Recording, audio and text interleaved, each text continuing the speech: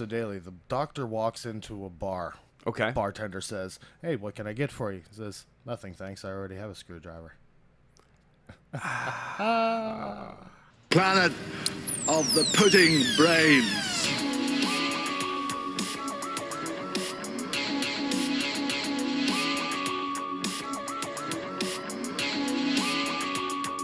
There's no point in being grown up if you can't be childish sometimes. Do you like a jelly baby? Shut up!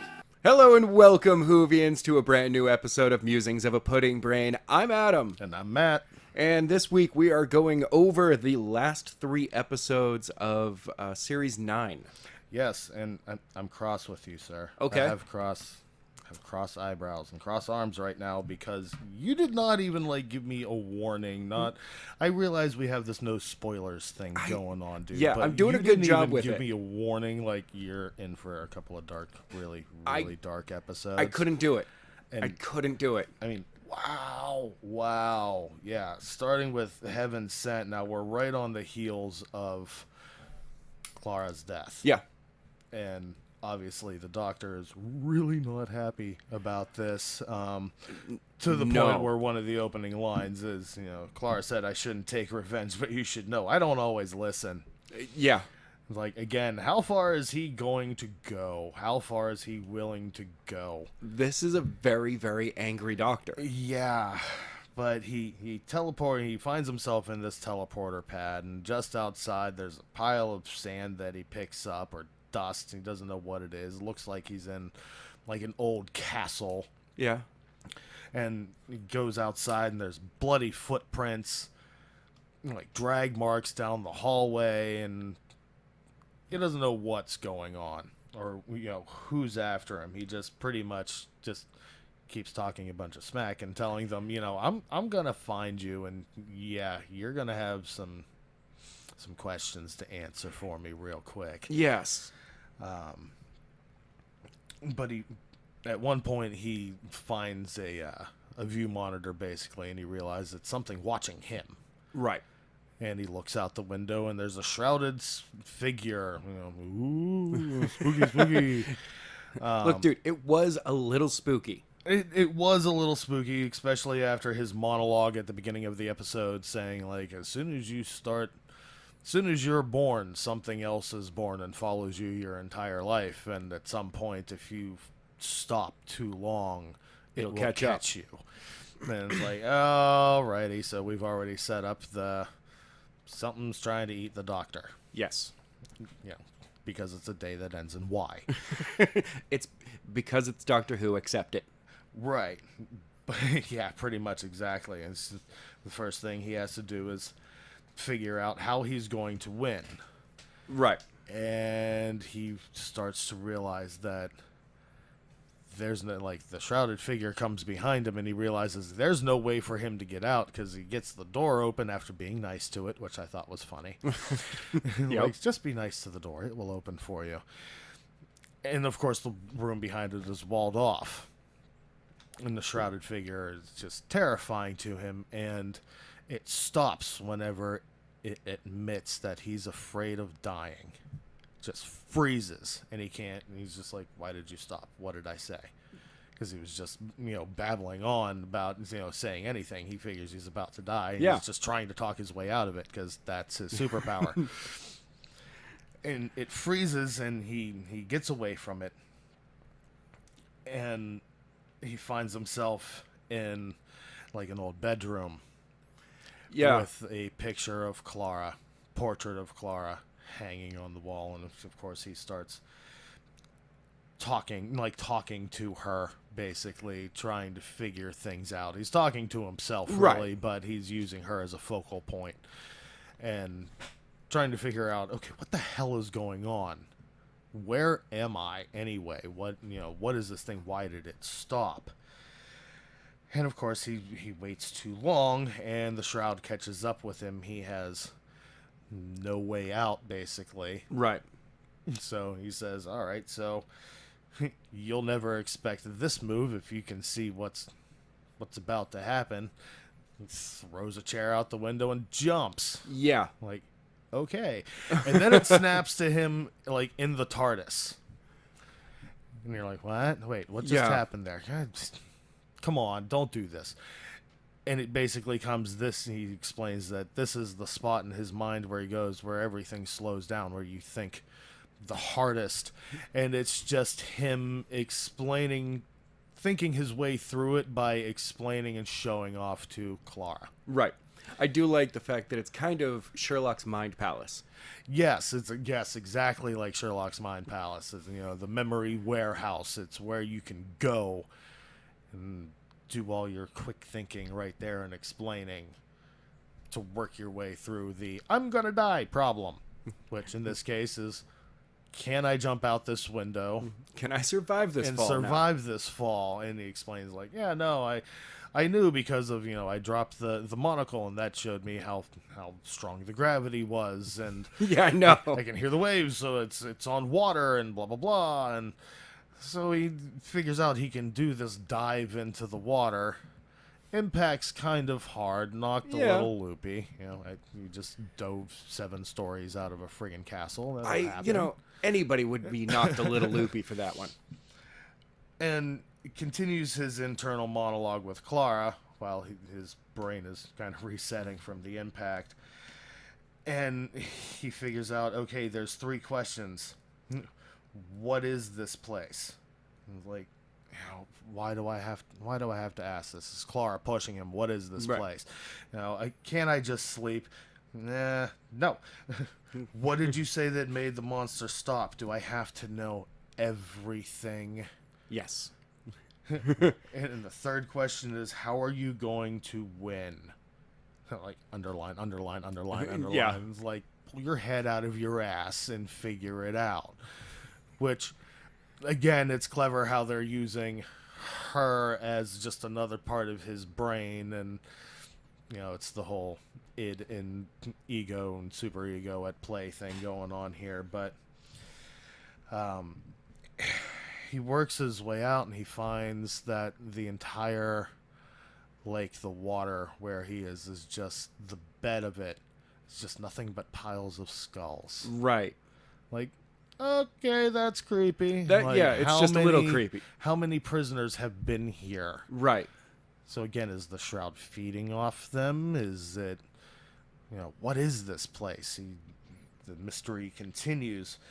He finds his way back to one of the rooms in the castle, and there's a fire going.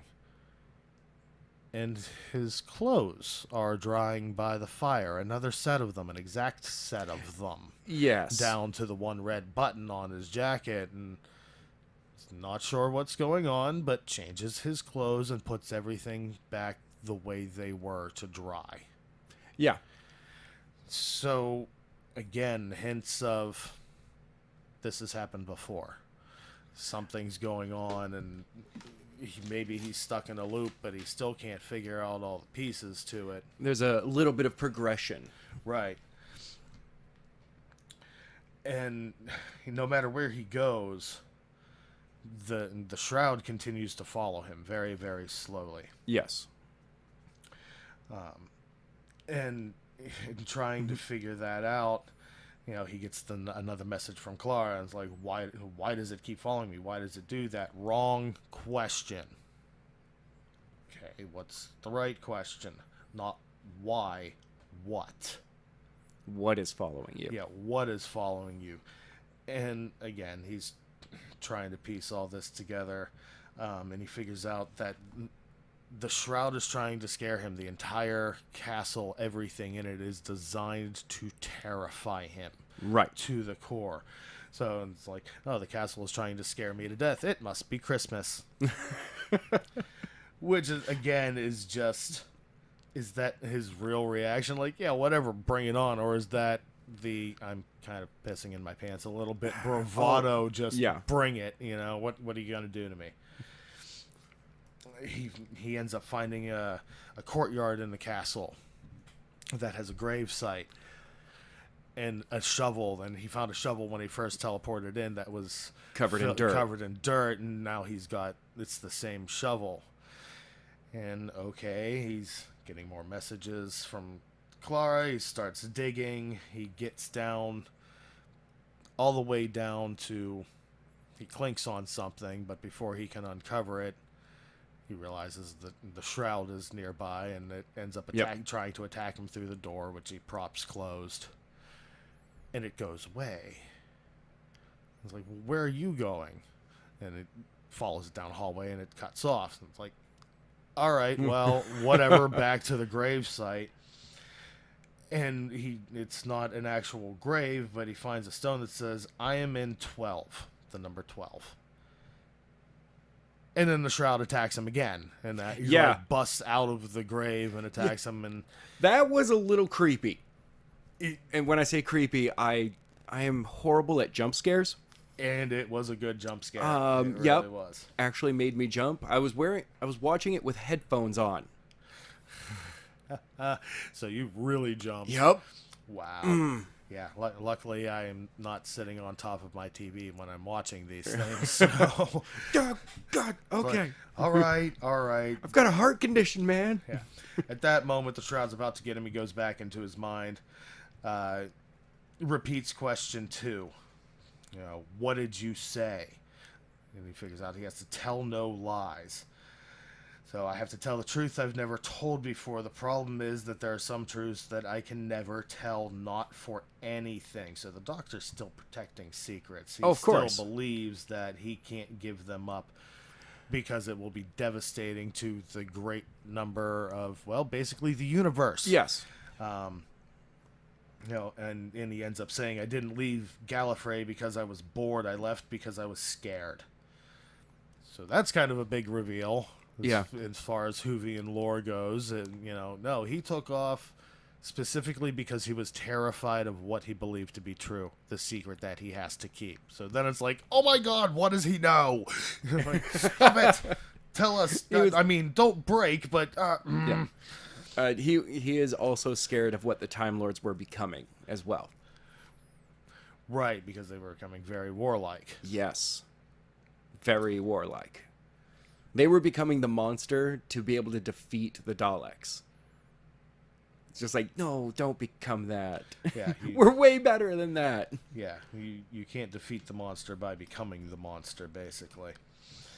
But after that attack, if he admits that truth, he gets away from the shroud again. He then comes to figure out that if he lures the shroud from one end of the castle to the other, if he waits till it catches up with him and then just sprints to the other end, he can get at maximum 82 minutes before he has to move again. And that's how much time he has to think, to eat, to sleep, to do any other necessary biological function Time Lords have. Yeah. He's got 82 minutes at the most. Not even an hour and a half. Not even. And that's at the absolute maximum. And he figures out that he is in some kind of closed energy loop because the rooms begin to reset themselves. Right. And, I'm not particularly scared of hell. Hell is just heaven for bad people. Like, okay, that's a little morbid, but right on. It's gallows humor as always. Yeah. And he finds a message in the dust in the original teleport room that just says bird, which he immediately thinks is a reference to Clara and the Raven. Right. Which would make sense, but why is it here? Why didn't he notice it before? He kind of confesses that he knows who and what the hybrid is, and he's terrified of it. Right. So, again, we figure out, okay, that this must be the secret that has to be kept above everything. He admits this at yet another shroud attack, and it backs off again. And eventually, after a lot of mulling around, and he goes up to a turret and realizes, wait, the stars aren't in the right place. Who's been mucking about with the stars? Yeah. It would have to be, like, several million years in the future. Mm-hmm. Something's not right, and this one, the shroud attacks him, and he admits to running away, and as he's backing off from that, he finally finds the room that has 12 written on it. And he gets in it, and he can see the TARDIS obscured through this crystalline wall. Yes. Which is a substance that is harder than diamond. Yeah, it is. Oh, it is. And This is so sad, man. yeah, and he goes back into his mind again. Now what do I do? And he's railing against. He's kind of doing the Jesus routine at Gethsemane, going, "Why me? Why is it always me? Yes. Can it ever be somebody else? Can't I just lose? Can't I just lose for once? It'll be so easy. Please? Please, can I just do this?" And Clara basically tells him to get up off his ass and win, because that's what he does. And then he sees in his mind what he has to do, and he starts, as the shroud is approaching him, he starts beating his hand against the diamond stone hard wall and just breaking his hand against it, Yeah. but punching it over and over and over again until the shroud comes behind him and grabs him, and Yep.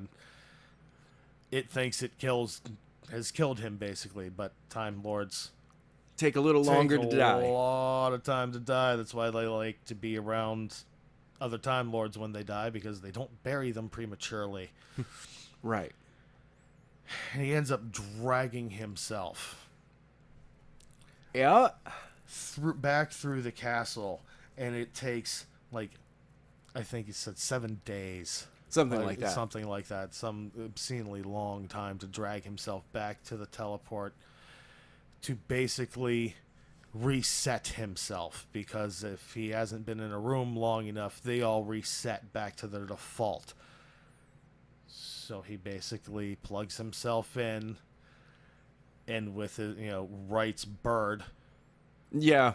which again, we're like, what does the bird mean? What is that a reminder about Clara? His last dying thoughts are about Clara, and Maybe he really likes birds. yeah, maybe he really has a thing about birds. It has something to do with his cross eyebrows. We don't know.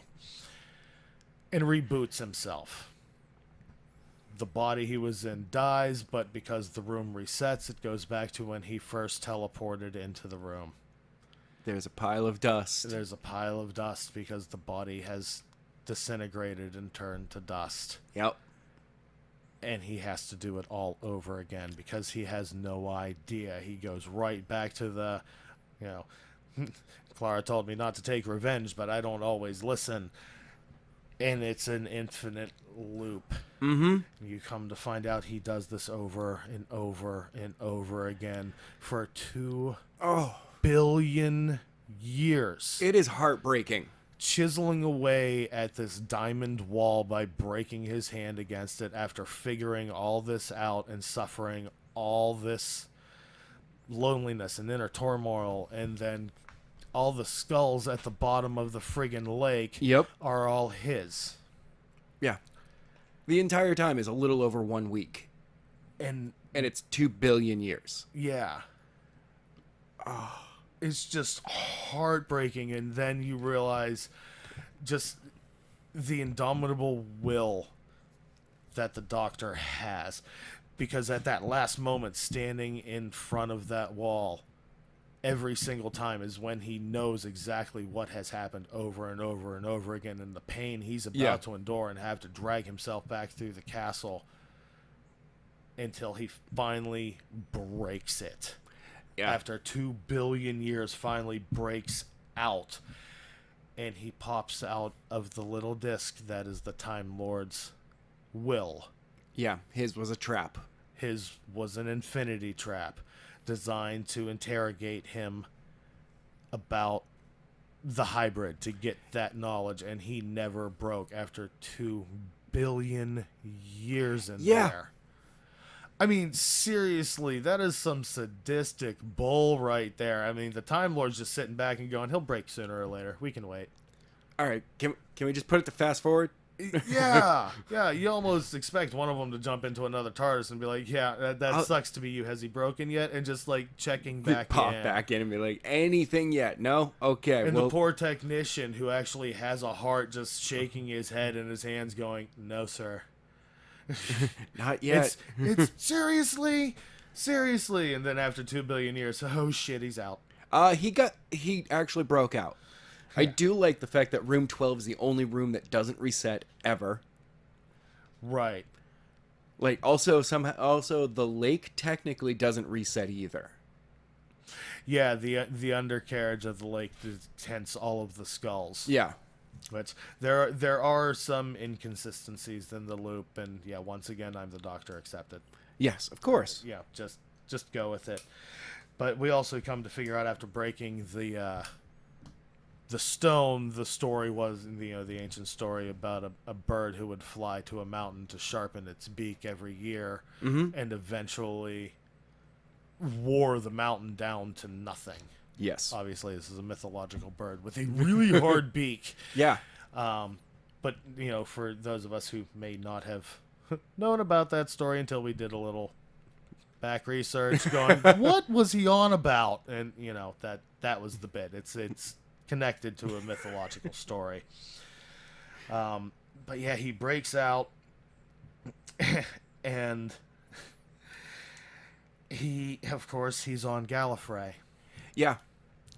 Technically, he didn't find Gallifrey. Gallifrey found him. Yeah. Yeah, because he never went looking for it because he thought he was protecting Gallifrey from him. But, now he's pissed. Yeah.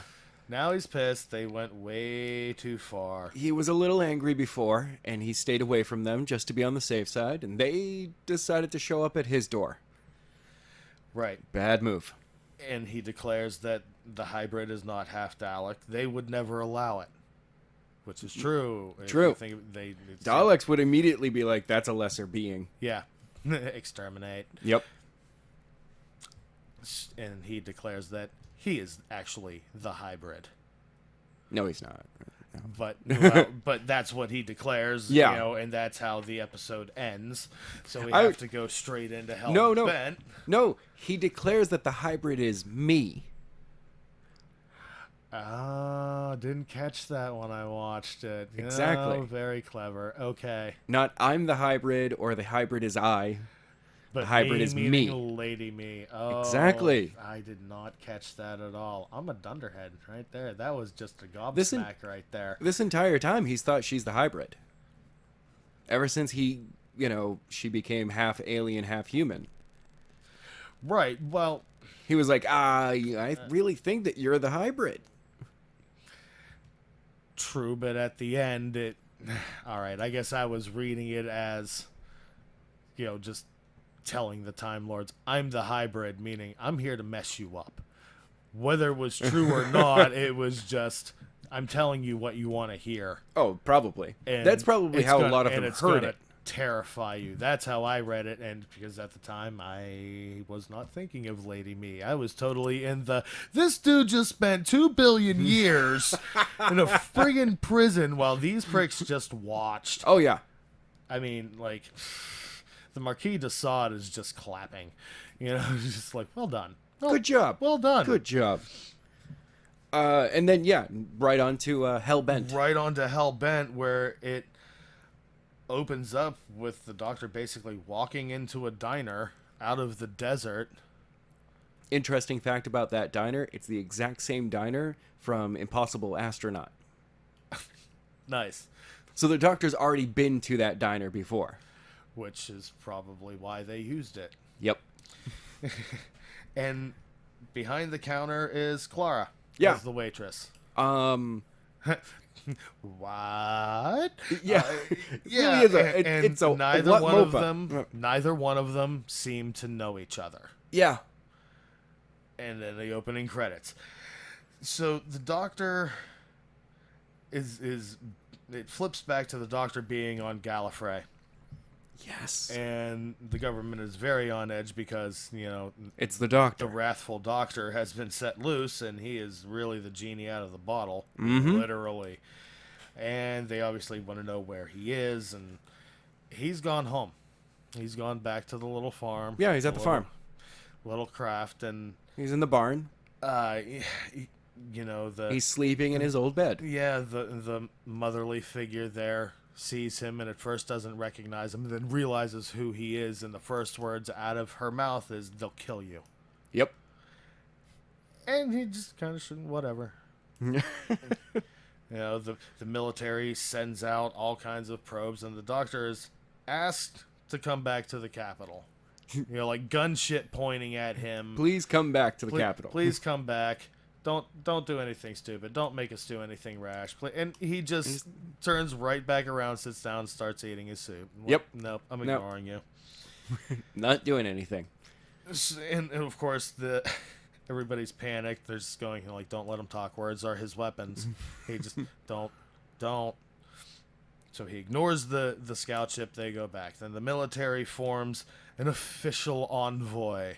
Yes, I know. And he opens the door, and the general starts talking, and he just closes the door on him and goes right back. And the president is freaking out and like, who does he think he is? You know, I know.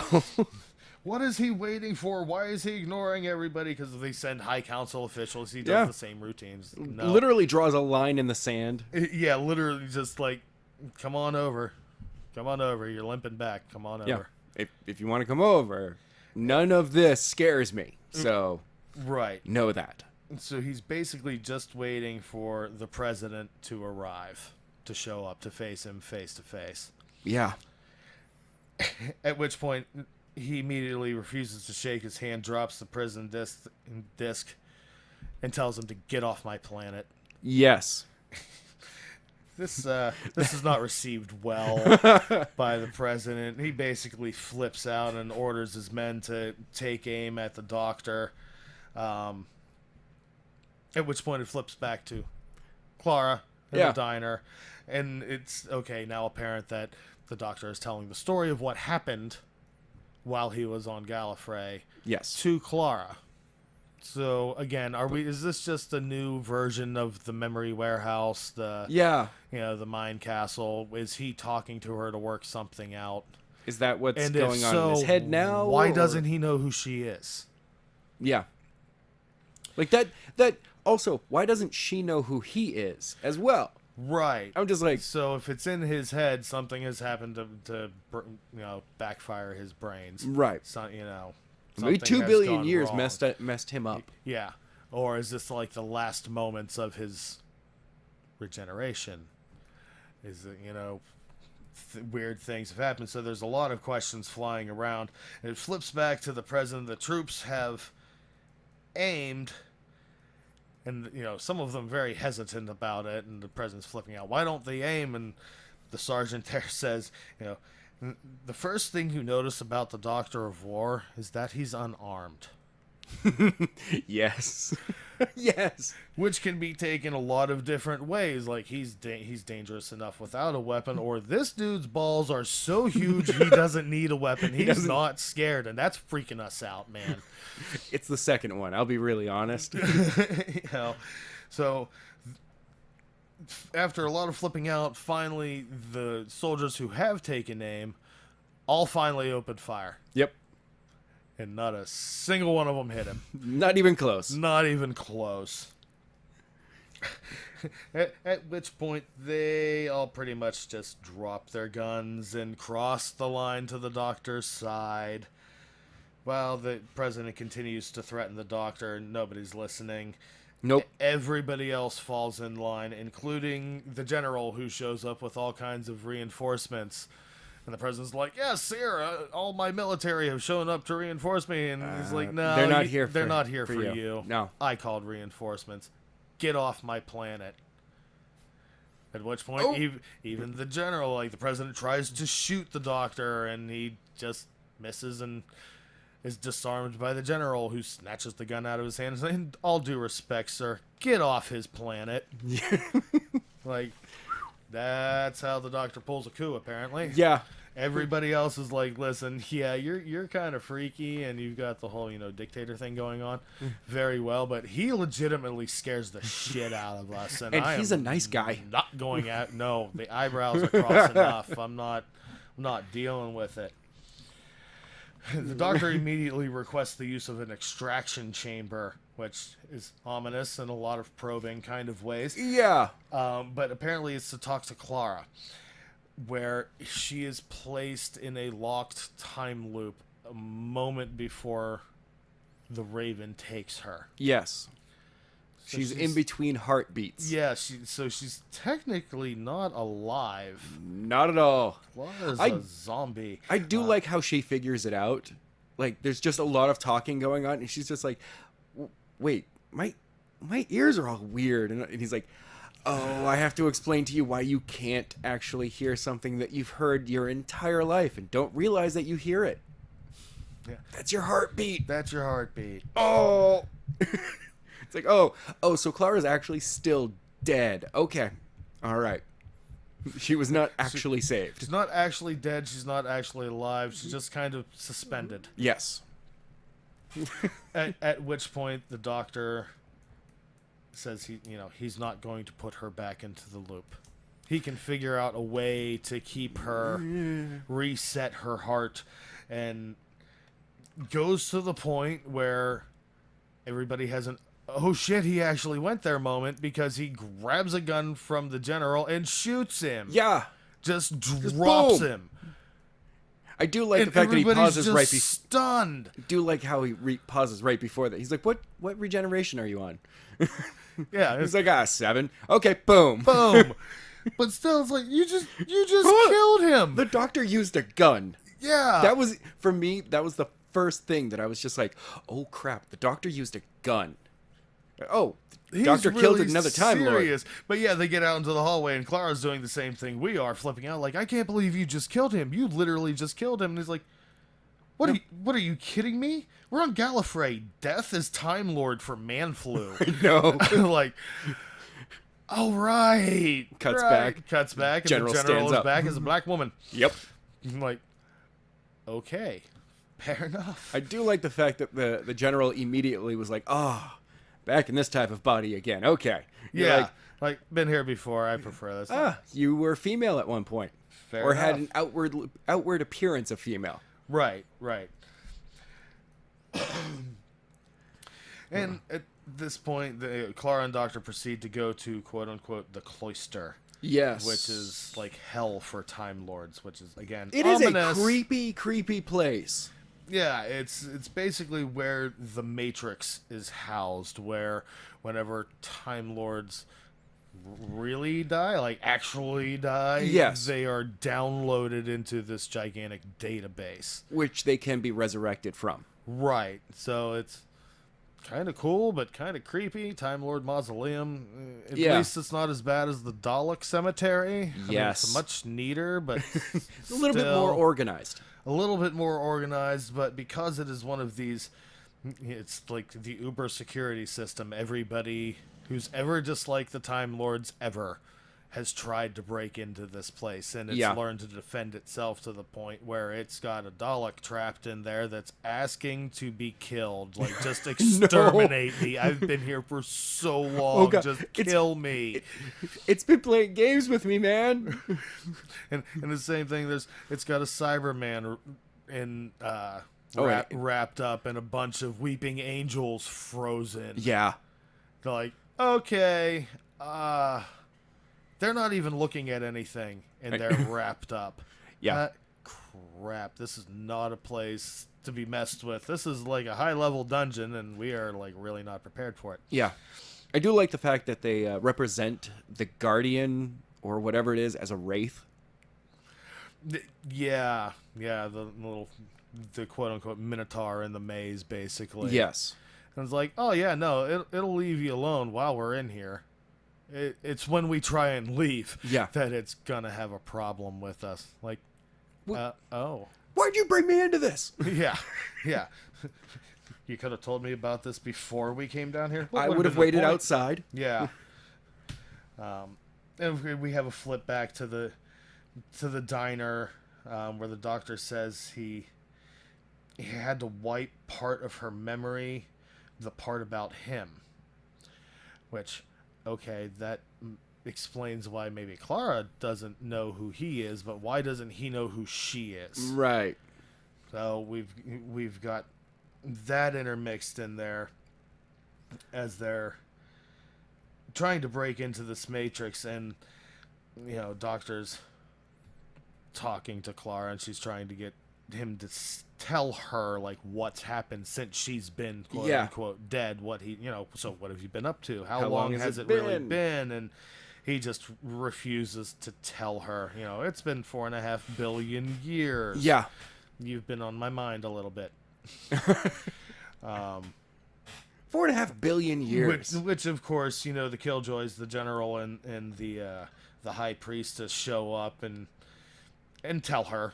It's like, oh yeah, no, we had him trapped for 4.5 billion years. Yeah. What are you gonna do? Yeah. And And you're like, why did you do that? Well, I had a duty of care. Clara tells the Time Lords off, basically. They're sadistic monsters. Yes. And calls them out, and they're hated by everybody. Basically doing a fair job of telling them off and talking shit to give the Doctor time enough to escape. yeah, I know. And grab a TARDIS and I love pick the fact her that up and then dip off, and they shows just pretty you- much do the toodles. yeah, what the TARDISes look like at their base form. Right. And It's they're just a tube. Yeah, it's a tube. It's a cylinder. Yeah, that's all it is. It's like, oh, you like my new ride? Yeah. What? It's upgraded. It's brilliant. It's white. Dude, the round things are back. Yeah, the round things are back. He's got his round things. But they run into a problem because once they've left, it was supposed to trigger Clara's heart and It hasn't. reset her timeline, and she still has no pulse. Yeah. So, in an effort, last-ditch effort, like, all right, we'll completely break the time loop, and he takes her all the way to the end of the universe. Right. Not just distance-wise, but the literal end, the very end. Everything's gone away. The kids. physical end. Yes, the physical and thermodynamic end of it all. And of course, Lady Me is there. Oh, by the way, they never Because where changed else- place. Yeah, they never They're moved. still landing on Gallifrey, Right. And Me's there. sitting almost quite literally upon the ashes of Gallifrey. So the prophecy was true. Yep. The hybrid would sit upon the ashes of Gallifrey. Not realizing that literally it just meant that everything She else would would be die there. off. Yeah, she would be there at the end. And of course, they have a bunch of witty banter back and forth about, well, we never said the hybrid had to be Time Lord and Dalek. It just said two warrior races. What about Time Lord and human? Or, oh, well, what about human and Mir? They were both, Yeah. meaning, I'm not the hybrid. You're the hybrid. No, you're the hybrid. You're the no, hybrid. no, What you does- are. I know what- you are, but what am I? I know you Yeah. are, but what am I? And just back and forth. And Clara is watching all of this from the TARDIS using the sonic sunglasses. Yeah, I know. Grumble. Look. But at least they finally had a purpose. They had been there all along so that she could watch as this went down. Yeah. Even though the Doctor didn't know that's why he had them. Or we assume that's because his reaction to her saying, yeah, I kind of watched all of that. It was just like, okay. So she basically, tells the Doctor to go piss up a rope. It's like, tomorrow isn't promised to anybody, but I insist on my past. You are not wiping my memory. Yeah. You're not gonna do it. Doesn't matter. And he's like, look, you know how far I've gone for fear of losing you. Mm-hmm. But this has to stop. One of us has to go. So he's gonna use Missy's little device Yes. to wipe her memory. But Clara, being clever and having been around the Doctor long enough, has Yep. somehow reversed the polarity. So if he tries to zap her, it's going to zap him. And Or is it? or is it? Is she lying? Bluff, bluff, don't do it. So they, one of them has to go. So he's like, it'll be you or me. We'll figure it out after Yeah. it goes off. And everything seems fine, and then the Doctor starts to kind of lose it a little bit. Yeah. And he realizes that It's- he lost the coin toss. yeah. His memory of Clara is being wiped. Yeah. So, again, back to the diner. If his memory is being wiped, why does she not know who he is? What's happened here? But We'll get to that. as his memory starts to fade, he starts giving deathbed advice, which is both poignant and hysterical. It's like, run like hell because you always need to. Laugh at everything because everything is funny. Never be cruel and never be cowardly. And if you are, always make amends. Never eat pears. They're too squishy and always make your chin wet. That one's important. Write it down. Like, oh, don't make me laugh right now, man. This is supposed to be a crying moment. You know, I went too far. I broke my own rules. I became the hybrid. This is right. I accept it. Smile for me, Clara Oswald, one last time. How could I smile? It's okay. Do it from memory. And then he passes out. And then he wakes up in the desert with a stranger saying that, oh yeah, Clara asked him to look after the doctor as he might be a little upset. And the doctor pretty much picks himself up. He's like, oh, okay, that's great. Who's Clara? Yeah. Has no idea who she is. He finds his way up the road to the diner where Clara is behind. Yep. And he's playing her a little tune and says its name is Clara. And they have a back and forth about, if you met her again, would you know her? Nope. And he says, yes, because you can form the shape of something from its absence. Basically, you can see its image from the void it left. Right. So he knows he did things with her. Oh, yeah. He knows they traveled, but he has absolutely no idea what she looks like, what she sounds like, what her name is. Other than Clara, because he's pieced it together. Yeah. And she says, if you met her again, would you absolutely know her? Yes, I would. He's talking right to her. I know. Which was really sad. And, at this point, he still hasn't found the TARDIS. So he's still just making like Cain and walking the Earth. Or whatever planet he happens to be on. They're never really positive about that. I really think it's Utah. And as the doctor's kind of opining about Clara in general, she opens up the bathroom door. And it's the interior of the TARDIS, and Lady Me is standing there flying the thing. I know. At which point the jaw drops, like, what? Come on! Of course they stole the ship. Well, of course. And they basically fly off into the sunset to have their own adventures because Clara's like, yeah, no, my death is eventual. It's gonna happen. Fixed point. I'll get back there. I'll go back sooner or later. Yeah. Like, oh, nice. Oh, wait. So Lady Me and Clara are riding off into the sunset to have their adventures. Let's pause on the doctor for a moment and go into my head where I had immediate images of them going and picking up Rose and Amy and River Song, and they're going to form a band and like go set off crime while wearing cat suits. And I watched way too many Jonesy and the Pussycat cartoons in my youth, but there was just a beautiful moment where I had the awesome, like, that's going to happen. That's a beautiful spin-off. Nobody will buy it. I know. It would have been a really, really cool spin-off. But either way, it explains, like, okay, Clara is, technically sort of undead-ish. Yeah. But she, as a character, still exists in the Hooververse. Right. And Lady Me is still mucking about. So that's potential for... Oh, and she now has a TARDIS. And they both have a TARDIS and a penchant for getting into trouble. Oh. They're going to be back sooner or later. We will run into them at some beautiful point. Episodes. I really hope that we'll run into them at some point. Yes. But then back to the doctor. As the ladies go on their way, the diner fades and the TARDIS is left, complete with flowers and picture of Clara. Yep.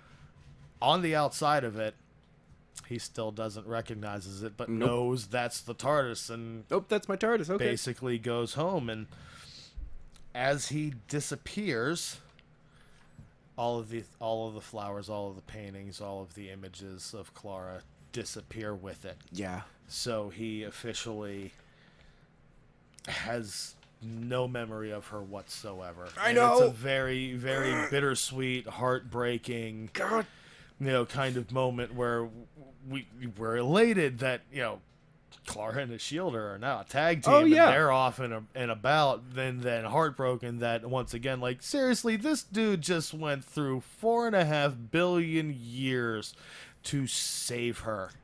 To save somebody that he can't remember That now. he can't remember now.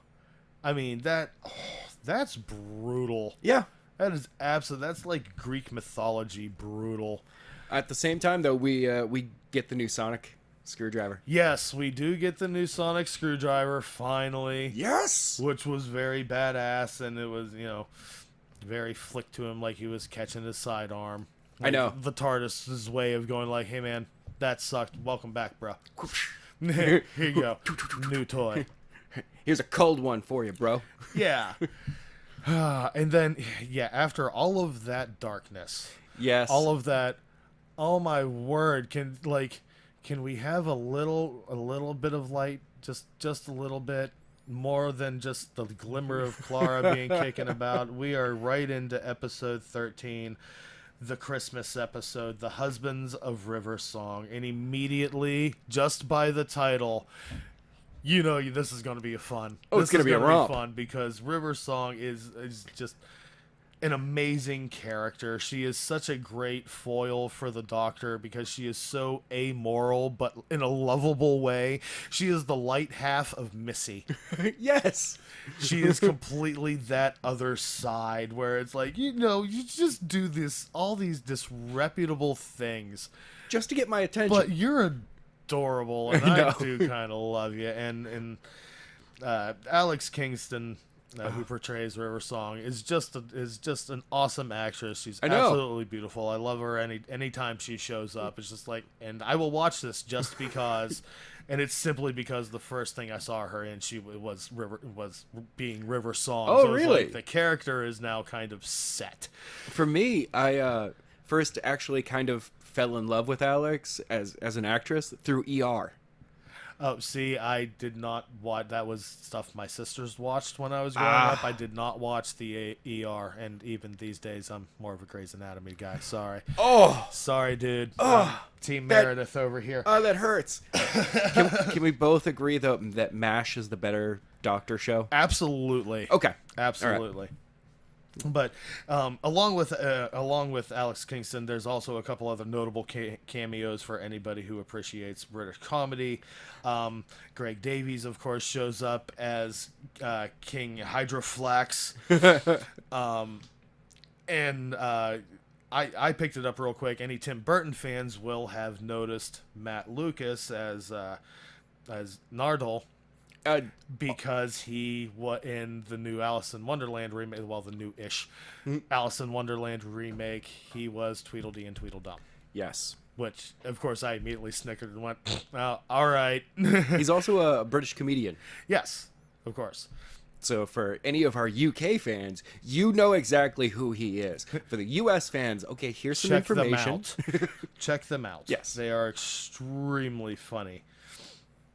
And we open with, we are on. I'm gonna kill this Oh, pronunciation, please do it. but Mendorax Delora. All right, good It's a enough. Human colony in the year 5343, and of course it is Christmas Day. Yes. Nardole is walking through the streets, obviously looking for something, finds the TARDIS with the ominous sign of Christmas Caroler, or I'm gonna screw this up. Oh, okay. I'm even reading the notes. Let me try this one more time. Carol singers will be criticized. So the Doctor's clearly in the Christmas spirit. Oh, of course. He's been preparing for this. Yes, knocks on the door. The Doctor opens. Do I have anything on my head? What? Yeah. Yes, you have antlers. And of course, the Doctor has these red reindeer antlers, the type of which somebody would maybe put on their dog to annoy them. Of course. And he immediately slams the door, and you can hear him talking to the TARDIS in the background, going, you're a vehicle of time and space. I have never asked you to cheer me up with holographic antlers. Stop it. It's like, Okay, well, that's hysterical. One should note that the Doctor must really be in a funk if the TARDIS is trying to cheer him up in Yeah. any way it can. Be like, oh, it's Christmas. Here, be Come reindeer. on. Come on, guy. You know, like, okay, this is bad. Of course, coming off the last 2 episodes, who could blame him? Yeah, he definitely does need to be cheered up. Right. Now, Nardole is looking for a surgeon. And says, "Are you the surgeon?" Doctor says, "Close enough." I'm the What- doctor. No, he doesn't say Oh, I'm yeah. the doctor. He's just close enough. What's the problem? Well, there's a medical emergency. All right, All let's right, go. and just starts following them. And as they're passing through the streets, they pass the actual surgeon who he was supposed to find. Yes. And they just carry on. Now, the doctor asks Nardole, what's the emergency? And he just kind of laughs and says, well, didn't you read the contract? And I was laughing like, you know what's going on. Yeah. Come on, let's go. And leads him to a flying saucer. And as they walk up, they are greeted by a hooded figure Yep.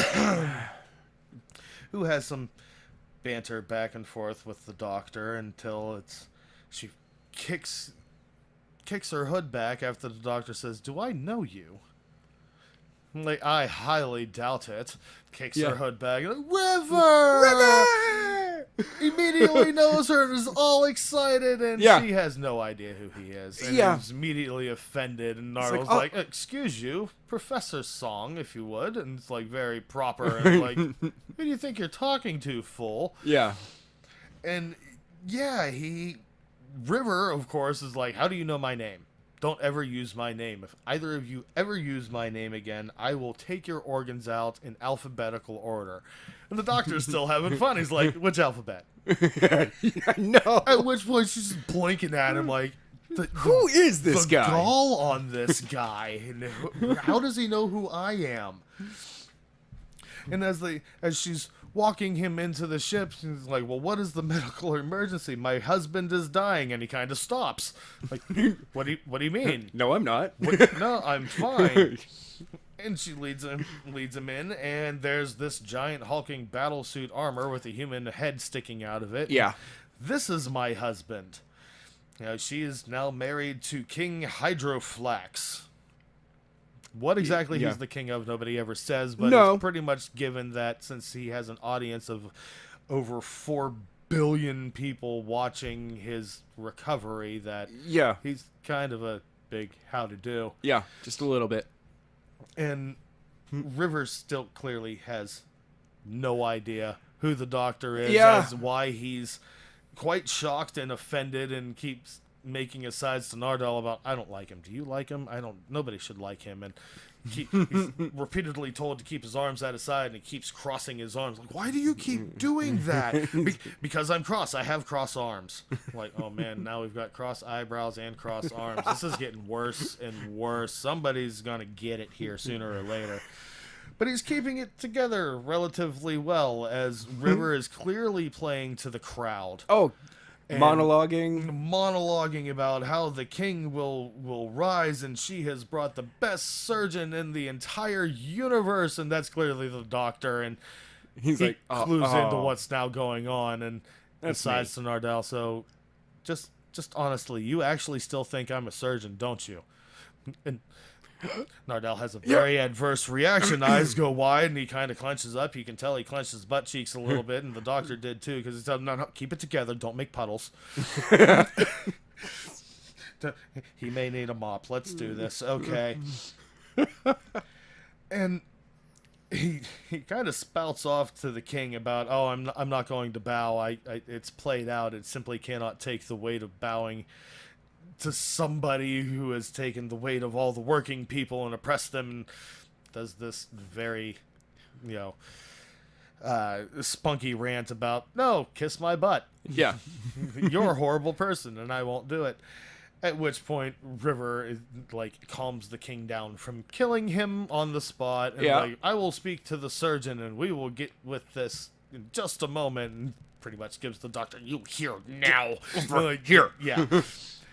And they go off into a little room, and she still does not know Nope. who the doctor is. Not even at all. though he has, by this point, told her, like, I'm the doctor.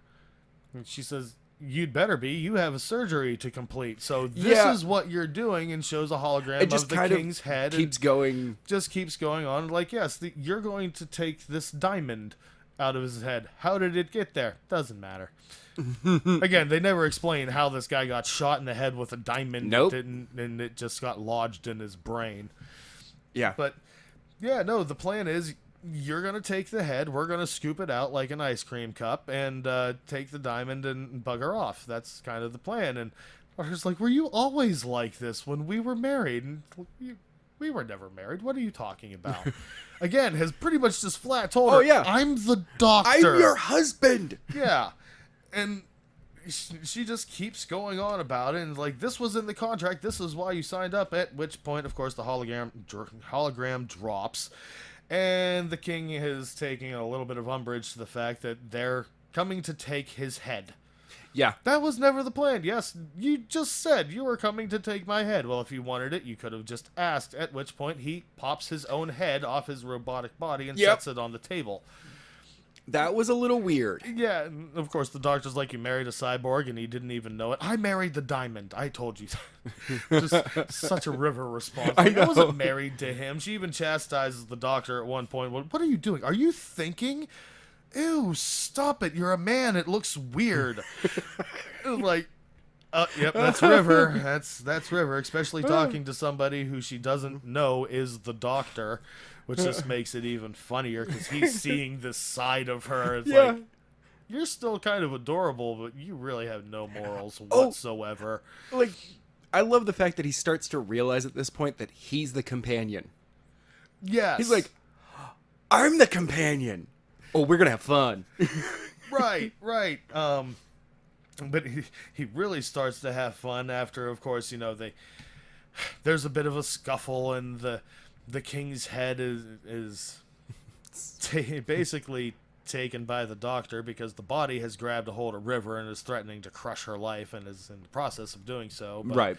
he threatens to stuff the head down a garbage disposal, which stops the body from killing River, and they do the head in the duffel bag routine, stuff the king in, and an unknown conspirator of River's, Ramon, teleports them away.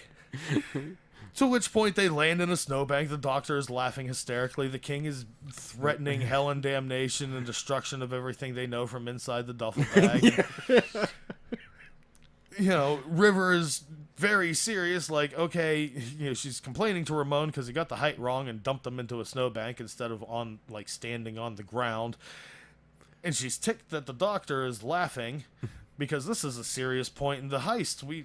Critical point. Nothing about this is funny. And his 10th doctor slips in there a little bit. It's like, we're being threatened by a head in a bag. That's hysterical. Like, yeah, that kind of is. At which point she starts laughing too. And there's that little glimmer of, I know you from somewhere. Yeah. And he's smiling and is like, it's me. You know it's me. You've got to know it's me. And that's when Ramon shows up. Yep. At which point she jumps into his arms and plants a big kiss on him. Oh, yes, this is my husband, Ramon. This is the other husband of River. And the doctor's still just laying on the ground. Oh, come on. Let's get something Right here. else to do as an activity. It's kind of the same thing over and over again, referring to her like just snogging the living crap out of Ramon. I know. And they unlip lock, and Ramon's like, we're not actually married. And she's like, oh, no, we are. I just wiped your memory of that. Well, why would you do that? Well, you were being annoying, darling. It's like, again, how dangerous this woman actually is. And just how amoral. Just like, yeah, no, I just solved the problem. You don't remember that. Don't worry about it. It's in the past. And so they end up using the TARDIS Oh, I love this. to teleport to an alien cruise liner. Now, of course, the doctor is having issues with this. Because, like, you can't just steal this pod. Yes, we can. It's a time machine. I can take it and then bring it right back to the exact point in time, and he'll never know it happened. He'll never notice. Yes, he will. Yes, he will. He might notice. He'll know this time. Yeah, he's never noticed before. So right there, she's done this before. Oh yeah, she's stolen the TARDIS on multiple without occasions. him knowing it, and then the face just drops. Well, he'll know this time. Yeah. No, look, I have a key. Don't worry about it. I love. Okay. And then just before he goes in, he's like, "Oh wait, it's my time." I know. And goes in and goes into the giant, it's bigger on the inside spiel. And just how great. his mind has been completely blown, and his knowledge of time and space and conceptual physics will never be the same ever again. And then pulls himself together and is like, "Oh yes, I'm sorry. I really wanted to see that done right for once." Yeah, I do also like the fact that also he goes from that to kind of having his mind blown again, because River's able to pilot the TARDIS better than he can. Yes. She's had a lot more experience with it. Yeah. One might think. Well, also she was kind of conceived in the TARDIS. Well, that too. But She is like the child of the TARDIS. yes, this is true. This is true. And that knowing that the TARDIS does have a quasi-conscience. Yep. It is. She's just like, "Oh, River, I love you. Sort of Come on, let's go sapient. run." It's probably just like, it's sort of like the fairy godmother in a way, where it's like, "Yeah, come on, let's go have fun. Let's go play.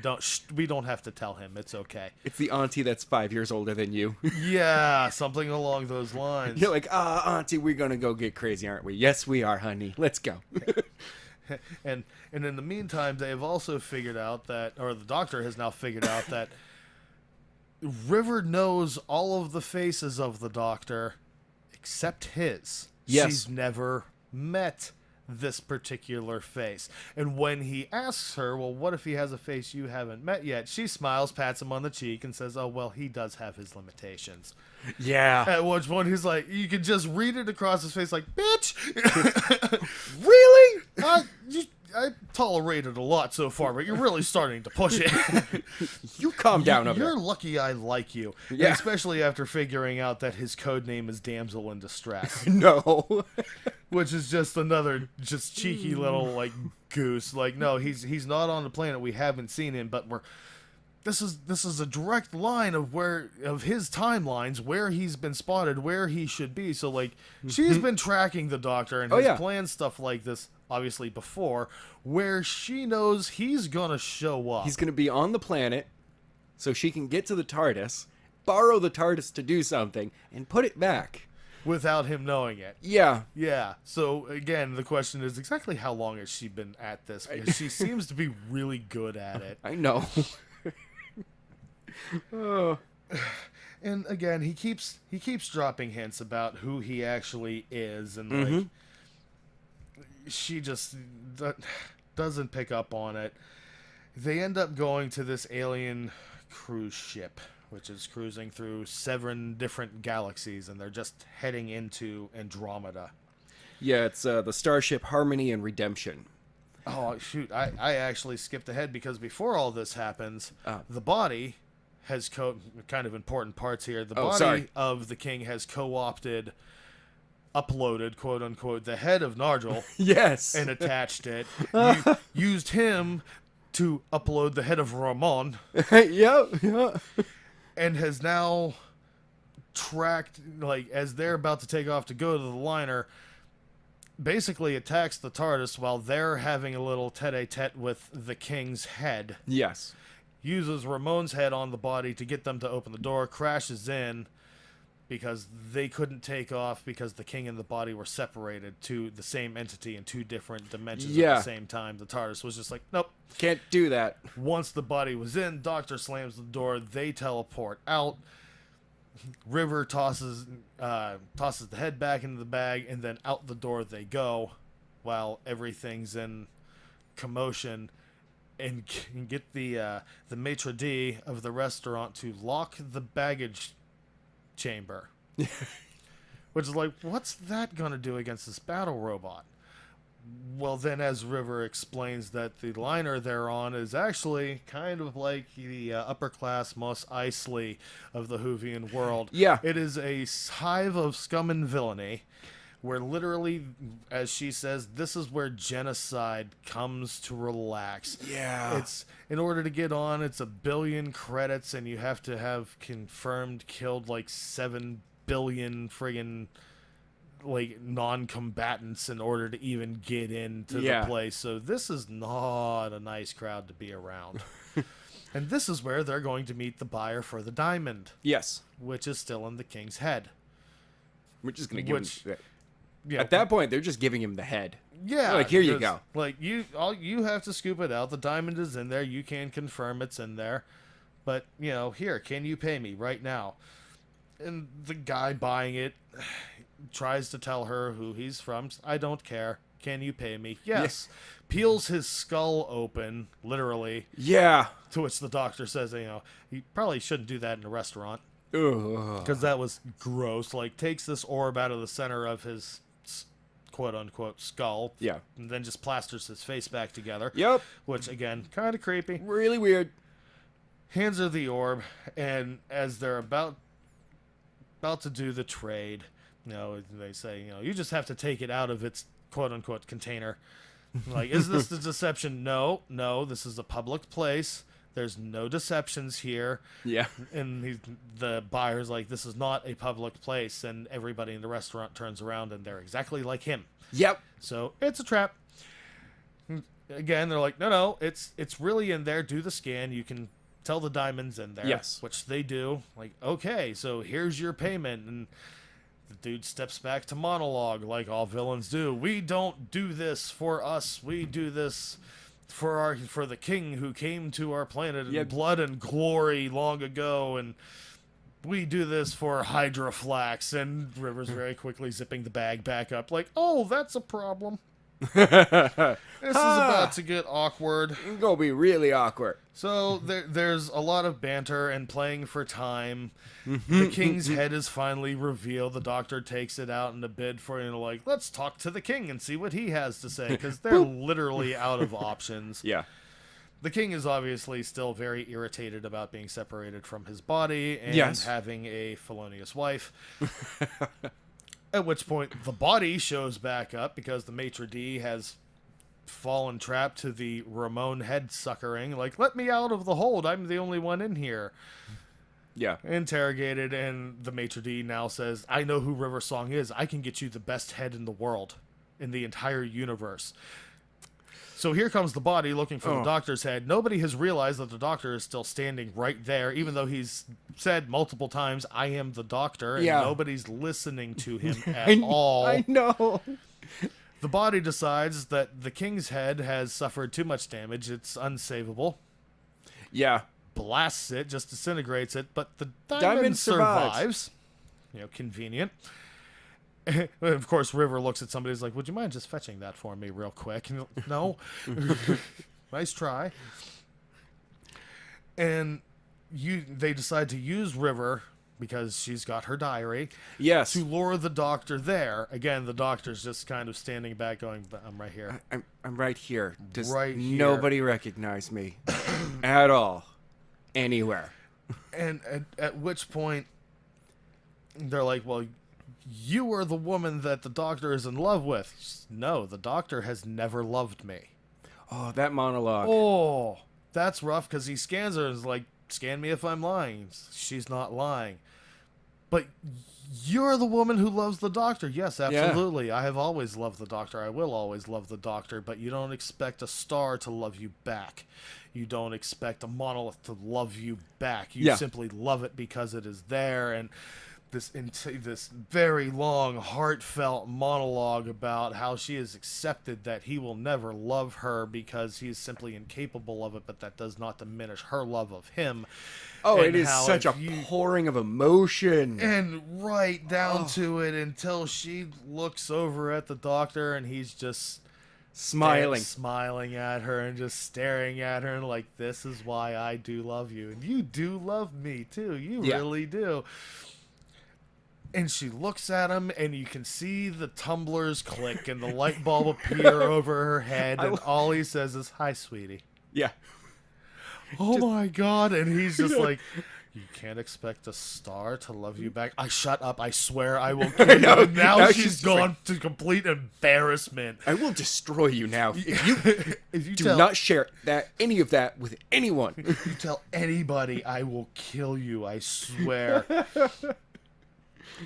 And of course, they're bantering back and forth between each other and having just this little lovers Oh, spat. And it's great. everybody else in the room is going, "What is this conversation about? What is going on?" Because none of them have realized yet that is the doctor That's the doctor. standing there. Just- because he's been now, right there. Now they're playing for time because, of course, River has an escape plan. Well, of She course. is an archaeologist. She studies the history of things. Right. So she knows that the liner is about to get struck by a meteor. And Yeah. of course, everyone's like, "What meteor strike?" And it's like, "Oh, wait for it." And there's the meteor alert. "How did you know about this?" "I'm an archaeologist. I dug you up." Like, again, don't underestimate how cold this woman can actually be if you get in the way of her goal. Remember, this is River Song. She has made a Dalek beg for mercy. Yeah. Yeah. If this woman doesn't scare you, much like the doctor not scaring you, you just really don't know who you're dealing with. I mean, I still want to go on an adventure with them, but Oh, absolutely. But I also know that my chances of survival are you know, 50-50. yeah. About 50-50. Yeah. There might be a lot of mental scarring involved in the whole process, but then again, they may just wipe my memory because they don't need me to know. Exactly. So we may have been on the TARDIS, and that thought galls me a little bit. But in the ensuing scuffle and ruckus around the meteor strike, not only does the Doctor and River make a perfect landing after falling a story through the roof, Yeah. River, being true to cat-like character and a very Catwoman-esque maneuver, catches the falling diamond in her bodice. Yes. And is like, "Yep, right where it'll be safe." And the doctor's just looking at her, just like, "That was kind of hot." Oh, River. This is why I still love you. Right? Kind of keep you around. I 3,000 years later. I don't agree yeah. with any of this, but I haven't laughed this much Yeah. in a long time. I haven't had this much fun. Yeah, and of course, she runs off to try and get to the cockpit of the ship, basically to try and save them from crashing into this planet. Yeah. The Doctor tries to follow her, but is grabbed by the body of the king, Yeah. who is now demanding his head. The Doctor, using his superpower of banter, basically convinces the head that he doesn't need a head, he needs money.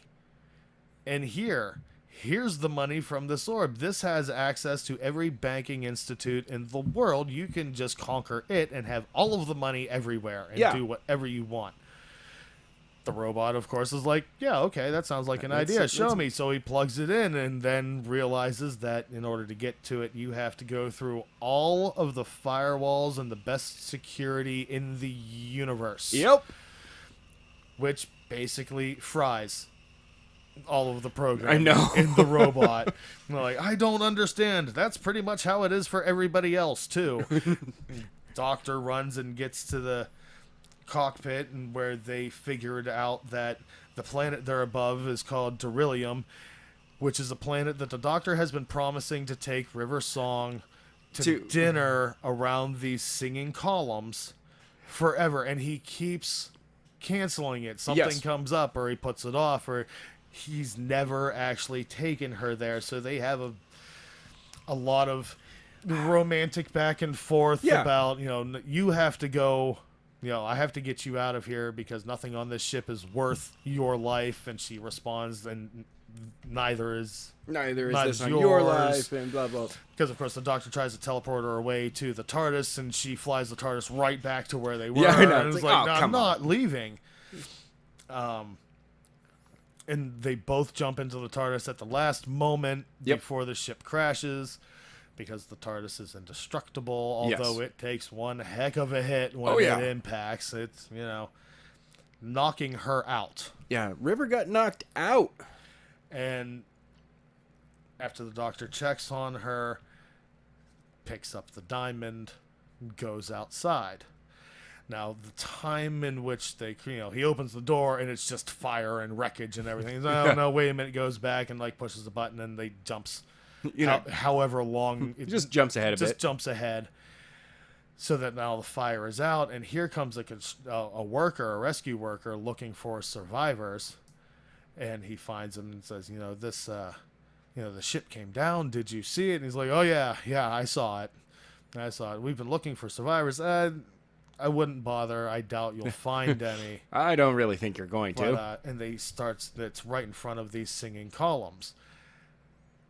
And the Doctor basically plants it into this guy's head that, you should build a restaurant right here. And you could probably make a lot of money with that, right? With the columns right there. You could probably make a lot of money. He's like, yeah, but it takes a lot of money in order to do that. And the Doctor hands him the diamond, just tells him what it is. And I'm sure the reward for that should be quite substantial. Why would you give this to me? Restaurant. Right here. You're going to build me a restaurant. Goes into the TARDIS. Skips forward in time. Gets back out of the TARDIS. Makes a reservation at the restaurant that is now there. And I'm sorry, the first opening we have is Christmas Day, 4 years from now. Perfect. Not a problem. Not a problem. Gets back in the TARDIS. Gets back in the TARDIS. Skips ahead 4 years in the future. Gets out of the TARDIS and goes out to the balcony. We now flip to River, waking up and walking out of the TARDIS into this beautiful restaurant. Yeah. And the maitre d' is going, oh yes, River Song, we've been waiting for you. The Doctor is on the balcony. So I assume we have a good seat. It is the best seat in the universe. Hold on 1 second, and uses this spray which lets her completely change her outfit and her hair and appearance. And I'm sure if she doesn't need to steal anything, just market that. I know. Everybody would buy that. Be like, I look like hell. Hold on, spray. And I look great. I look like Clooney now. All right, let's do this. Goes out onto the balcony, and it is just as beautiful as she expects. And the Doctor is there, and he has a Christmas present for her. Yes. In the box, and she's a little nervous, and you've never given me a present before. But opens the box, and it's a sonic screwdriver because he was embarrassed about her sonic trowel. Yeah. Which, she's an archaeologist. It makes sense. But yeah, not very stylish. So, of course, that's how she gets her sonic screwdriver. Yes. Or her first one, as far as we know. There may have been other ones, but she may have. Well, it's not her first one. It's the one that's given to her by the Doctor. Right. She's had her own that she's built herself, basically. But they've been severely, they're nowhere near as good. Right. And she's worried that the diary is getting full. They don't have much time left together. Right. And other entries have hinted at the fact that when they finally have this dinner, it might be the last night they see each other. Right. And she begs him not, tell me it's not so. You always wait until the last minute, till I'm absolutely terrified, and then spring these things on me. Is tonight going to be our last night? And he responds, all things come to an end. It's the nature of everything. And some things can't be avoided, and it's very poignant, and you want to spring it, you want to start crying. You're like, no, not River. And then River asks him, well, if this is our last night together, how long does a night last on Beryllium? And he smiles and says, 24 years. Oh, and then you really start crying because oh, that's so sweet. He's such an asshole, though, which she tells him too. I hate you, because he's totally done it again. It's gonna be our last night, but oh, what a night! It's gonna last a while. Yeah, so they have at least 24 years. 24 years together. Yes. So they both get that time together. She gets her effective happy ending. Yes. You know, and even then, we know how time is, timey-wimey, wibbly-wobbly. Just because that doesn't mean they can't leave that night and then come back to that night again. Exactly. It's still technically the same night. Exactly. Its timelines get weird, much like Clara. Like, yeah, that's a fixed point in time. I'll have to go back to that sooner or later. Eventually.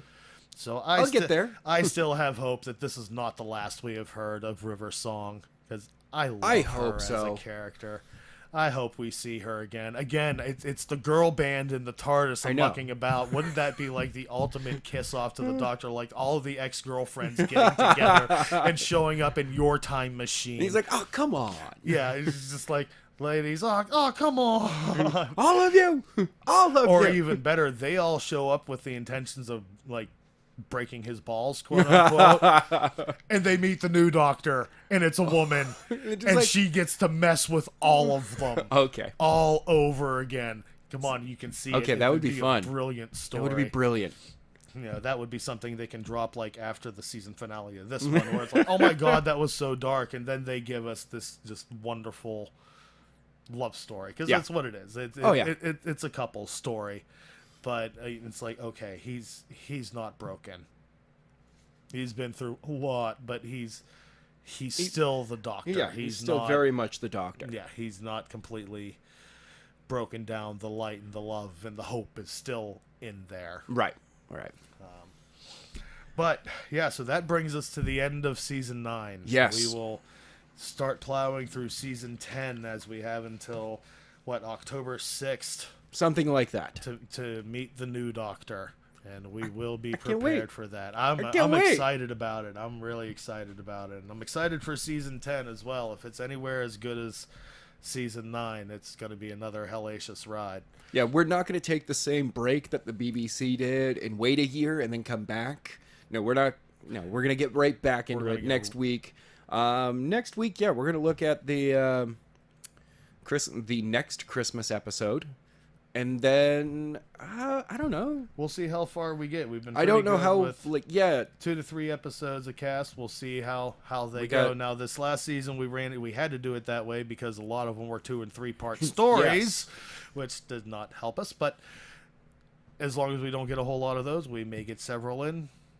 We may only get a couple in. It depends on the content of the story. That's how it goes. And we got 9 weeks until. There's a new episode, so if we run out of series 10, we may go back to some classic stuff. We'll do some classic Who. If you have an episode you think I should watch, anything up to the beginning of Chris Eccleston's run as the Doctor, that was where I officially started watching things. All right. Truly classic Who. If there's an episode that you drop it in the comments while you're smashing that like button and that subscribe button. Tell us what you think. Yeah. Tell me if my jokes are getting old, or if you have a bad Doctor Who joke you would like me to share on a podcast. Just throw it in the comments section. Anyway, ladies and gentlemen, remember to keep your eyes and ears out because you never know where or when the Doctor is going to turn up next. Have a great week, everybody.